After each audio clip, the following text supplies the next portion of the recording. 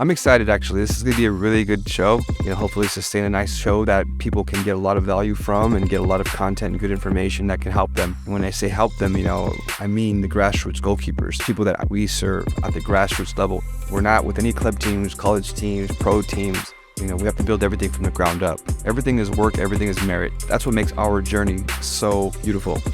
With that journey comes lots of challenges, lots of ideas, lots of opinions, lots of things that most other environments probably don't have to deal with, but we do. How do I get the message out to some of my parents who are learning for the first time, who are going through this maze, who are constantly being bombarded with new trends and new social media and new this, new that, the shiny object syndrome? How do I help them? This is how I'll help you. Stay tuned.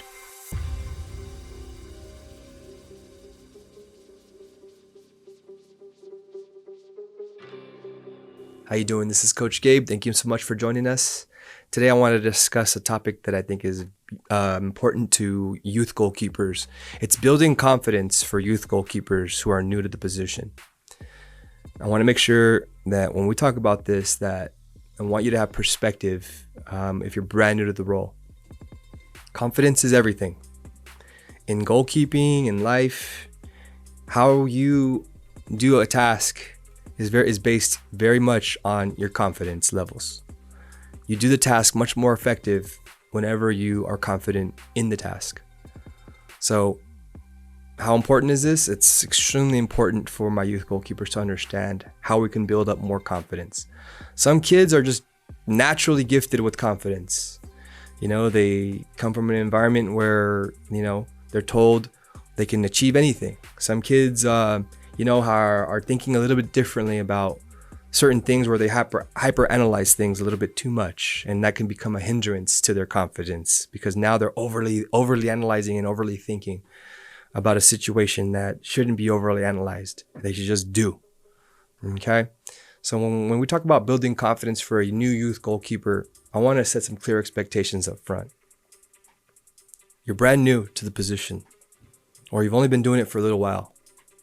So nobody's expecting you to make these magical saves. Nobody's expecting you to be perfect.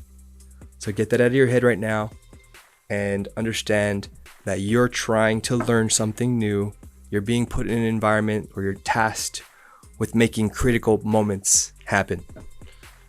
Okay? That's your task, is to be the critical player.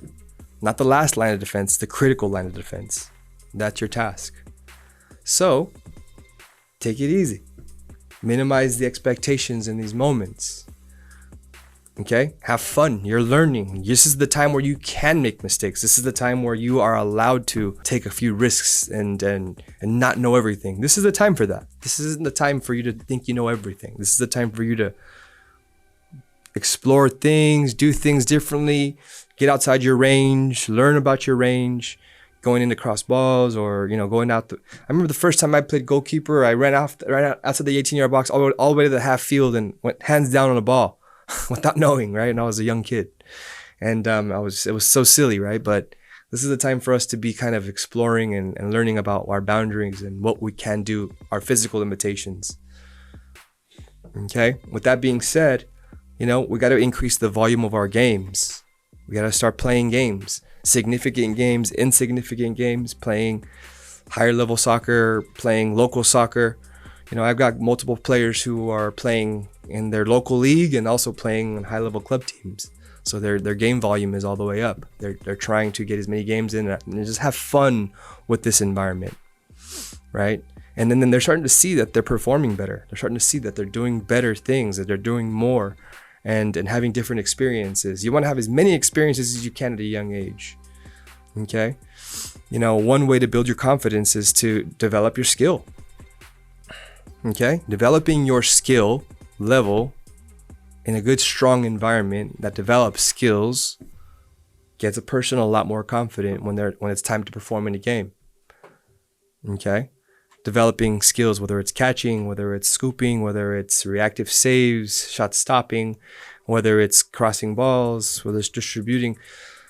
Developing your skills makes a person more confident. Okay? Another thing is, getting positive feedback, even in moments where you're not having the best performances, right? A positive feedback could not necessarily be lying. It could just be like, look, a person can make this particular save. And this was the problem in your situation. And this is how what might have been expected of you in that moment. This is what we see. But you were courageous, like highlighting the moments that they were good in. And you know what? Let's build on this. Let's continue to give them those kind of perspectives in building their confidence. You know, having visualization, right? Here's another idea for building up your confidence. Before a game, you know, thinking about the other team, where they're going to be shooting from, reminding yourself what kind of saves you've made in the past, reminding yourself what you're capable of doing because you've done it already. Or if you haven't done it, how you're going to do it. Thinking to yourself like, okay, when they shoot it from here, I'm going to make this kind of save. Making that visualization occur so that way you can start to believe that you can start to do this. Because if you haven't had as many experiences as other people, well, then you got to start to visualize these things. Okay? So minimizing your expectation, visualizing saves before games are happening, getting feedback from our coaches who are giving you feedback. Okay? And, you know, when you're having a good moment in a game and you see your teammates come to you and give you a little bit of, you know, cheer and applause, this could be a real confidence building moment as well, right? People are really happy to see that you're performing well. But if we're going to be careful with this one, because if we're going to be accepting positive feedback and we're going to be really happy that our teammates are really happy that we're doing well, you know, the tables can turn. Like when the second they want to say, oh, why didn't you make that save? Hopefully your mentality isn't so weak that it, you know, you start to get so down by the comments that teammates are giving you, because people can be fickle at times. People can say one thing and then the next thing they can say another thing, and it becomes, you know, then your confidence is based on what other people are saying at all times, and that shouldn't be, you know, that shouldn't be how we're playing, and that shouldn't be how we're motivated by what others are believing, right? There's constant friction all the time, right? You know, it's hard to get to practice. It takes time. It takes resources. It takes, you know, motivation. It takes all these things to do in order to go to practice. Like there's constant friction happening. So if people are, and their opinions of you are going to make you more motivated or less motivated, you got to really check to see what you're thinking about in those moments, because that's not how you should be motivated. It's nice when people give you compliments, and that's great. You should accept that. But when it's critical feedback, accept it as well, right? As to what it is, right? At the same time, try not to live and die on all the things that people tell you all the time, because it's just going to continue to drive you insane. And you don't want to feel like that. That's not how you want to feel. We want to build our confidence by getting as many games as we can get, having a lot of experiences, developing our skills and refining them and tuning them up. Okay? You know, getting, you know, remember, one game is simply one game. It's only one data of information. It's only one data point of information. Okay? Multiple data points talk about a trend here. Multiple data points in our games discuss a trending dynamic. We should be talking about the trends in our dynamic, as opposed to one little moment in a game or one game by itself. Okay, so, you know, having confidence could talk about, okay, hey, we're doing this one particular thing consistently all the time. Let's be confident in that. That's awesome. We're starting to perform well, right? Also, data is so important, right? It gives you a lot of information, right? Based on what you're seeing and what's visible. So, you know, you can become more confident, and, you know, once you start having more high-level games where you're performing well in those high-level games. But you can't have high-level games in high-level moments if you're not having lower-level games. Understanding your own personal self-talk is super important to maintain your confidence as well. You know, I always think to myself, I've got two people talking to me at one time in my head. A person that's very optimistic and a person that's very pessimistic. And I'm curious who's louder at times. I'm always conscious. Okay, who's louder? Who's talking a little bit louder to me, right? And what are they saying to me? You know, is the person who's a little more pessimistic talking louder than the person who's optimistic? And why is that? Do I have control over that? You know, once I'm conscious of it, then I can. But if you're not conscious of the self-talk that you're having, then guess what? Whoever is louder is going to just continue to maintain the narrative in your head. And you know what? Sometimes it could be that pessimistic person trying to, put you in a state of mind that isn't conducive to being confident. It's going to put you in a state of mind where you're just thinking, oh man, maybe I shouldn't be doing this and shouldn't be doing that. And there's a risk in athletics. And, people who are not confident aren't going to be taking as many risks. And people who take risks when they're confident are going to see more results. So it's one of those things, you cannot be in your head, allowing your mind to just do whatever it wants. You got to start taking control over the thoughts in your head a little bit more, and also giving yourself more self-talk. Create an understanding of gratitude, right? Where have I come from? What am I have achieved? And reminding yourself of those things, right? Sometimes we forget about things that we achieve, and sometimes we forget about those things because you're looking on to the next thing and into the future. But remind yourself, like, I have achieved certain things. I can achieve things in the future as well. I'm confident in that because I know I have achieved things in the past. Sometimes our confidence slips a little bit and we are starting to feel a little bit down in moments. But every season has a season. That's a season that'll pass, just like any other thing. Okay, so we need to get ourselves back up into a confident, a highly confident environment and train of thought. And once we are in a highly confident train of thought, it also becomes a system that also becomes a momentum, right? Then, one confident moment leads to another confident moment, and it starts to build on each other. If you're at a low level of confidence right now, let's just start winning small little battles, right? Getting to practice on time, having a good warm up, having a quality session, trying to make a couple extra saves that you didn't make from the last session into the new session.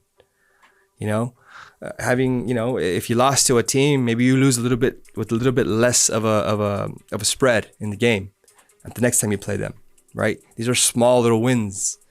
Trying to make magic all the time happen isn't always the most important thing. We got to start building on momentum and small little wins. That will give us a little bit more confidence, and we start to create this momentum of winning, of confidence. Okay, so, understand, we got to start setting more achievable goals. Smaller, more achievable goals. When you start to set smaller, more achievable goals, and you start to achieve them, you start to build these little moments of confidence. Like, okay, I'm achieving this. I said I was going to do this, and I did it. Now I'm starting to achieve more. Okay, cool. Now let's start to step it up a little bit and start to move on to the next thing. When we set these achievable goals as goalkeepers and we start accomplishing them, we start to feel better about ourselves. It's worse when a goalkeeper who doesn't feel good about themselves is about to play a really big game. And you can tell in the way they operate, they're not feeling comfortable. This is tough. We want to make sure our keepers are nice and confident. I seen one of my students recently. I was talking to one of the parents, and he had lost the game but performed well, and he was upset about a certain goal that went in. He's like, guess what? I'm going to take him to another game right now. We play another sport, and he's going to play that sport right now. So after that game, he was like thinking about the next thing he was going to go do. He wasn't sitting there harping on that one moment in the game. And boom, he went there, got to release a bit of energy, he shifted his brain because he was already going to go do something somewhere else. So that might be a good way for all of our keepers who are like feeling a little stressed about the position, maybe doing something completely different or a different kind of sport immediately after a game. So you're going to go do something different and change the state of mind that you're in, or doing some kind of activity that kind of gets your mind off of things, so that we're not living in that vacuum of grief, because that can take over. I thought that was pretty genius of our student and their parent, and I was like, wow, that's really cool. I think that's a perfect idea, because now that person, if they're frustrated about that, they can go to this other environment and take it out in that environment. I think that maintains some type of balance. So, or if they're having fun and they go win it over here, they're going to have even more fun, right? And maintain more of a confidence level in their ability. The final thing I want to talk about is how we are embracing failure. How are we dealing with failure? First of all, failure is part of the game, of any sport that you play. And it's if you're a parent out there who's looking at failure, and maybe your son or daughter isn't getting the result that you're trying to achieve immediately, how are you discussing these failures? Are you super upset about it, and it's very, very upsetting, and it's becoming a thing where, you don't want to even talk to your daughter or son like in that moment, or is it becoming one of those things where now we're dealing with failure in a very, very, very negative way, or are we talking about it in a very constructive way? Are we talking about a failure in a different way? And let me just give you the difference. If somebody scores a really good goal, that's not necessarily a failure. That's just a very good goal. If somebody scores a very, odd goal where it slipped through the fingertips, went in, yeah, that could be construed as a failure or of an error. But there's no failure in anything that we're trying to do, right? We're trying to learn. We're still trying to figure out how to become more confident in those moments. Maybe the platform or the game that we went to is becoming a much bigger idea. Like, oh man, this feels like the World Cup or something. We're not playing in the World Cup right now. Right now we can make, mistakes. So we have to learn how to embrace our failures a little bit more. We have to have a little more of an understanding of our failures, how to deal with them a little more constructively, because it's always part of the game. People fail all the time. Even the biggest athletes in the world have failed many, many times. The difference is how they respond to the failure that is happening around them. That's the difference. They're responding to it completely different from a person who fails and just continues to, fail in other things. They fail and then they start to become successful in other things and start to heighten other aspects of their journey, whether that's training, analyzation, the way they eat, the way they diet, the way they sleep. They start to hyper focus on other things to make them better and minimize their failures. Even the best still fail. Okay, so let's be a little bit more realistic when it comes to how we compete and how we fail, because our confidence depends on it. Confident goalkeepers make much better plays. Always, always, always. So if you're a coach out there, try not to tamper with the goalkeeper's confidence by overly emphasizing someone else's ability to score goals on them or whatnot. Just make them aware, but minimize the overemphasis, because goalkeepers don't have control over who's going to shoot or who's going to do this. They can have an awareness to certain dangers, but if we're overly analyzing it, they're going to just be constantly thinking so much about how how this is going to happen, when it needs to just come flow out of them naturally in a confident manner. So awareness is different than an overanalyzation, right? With that being said, I hope you have a confident game next time you play.